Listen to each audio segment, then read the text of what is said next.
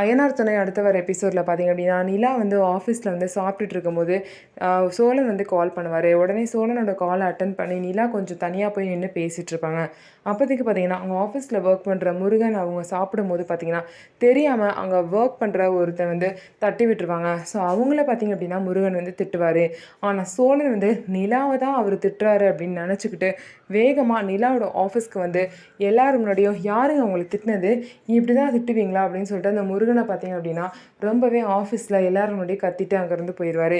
இதனால நிலாவுக்கு ரொம்பவே அசிங்கமாயிரும். நிலா பார்த்தீங்கன்னா எல்லாருக்கிட்டையும் இங்கே நடந்ததுக்கு சாரி, அவர் தப்பாக புரிஞ்சுக்கிட்டு வந்துட்டாருன்னு சொல்லிட்டு சாரி கேட்டுட்டு வீட்டில் போயிட்டு பார்த்தீங்க அப்படின்னா சோழனை ரொம்பவே மோசமாக திட்டுவாங்க.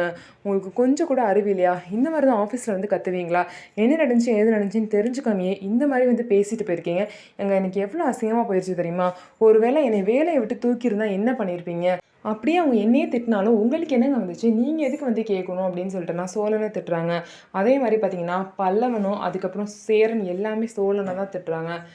சோழன் பார்த்திங்க அப்படின்னா நிலாவோட மனசில் இடம் பிடிக்கணும்னு சொல்லிட்டு தேவையில்லாத வேலைலாம் பண்ணிட்டு இருக்காங்க. ஸோ இந்த மாதிரி பிரச்சனையெல்லாம் மீறி எப்படி சோழனும் நிலாவும் சேர போகிறாங்க அப்படிங்கிறத பொறுத்திருந்து பார்க்கலாம். நம்ம வீடியோ உங்களுக்கு பிடிச்சிருந்தா நம்ம வீடியோவை லைக் பண்ணிக்கோங்க. மறக்காமல் நம்மளோட சேனலை சப்ஸ்கிரைப் அண்ட் ஹைப் பண்ணிவிட்டு பாருங்கள்.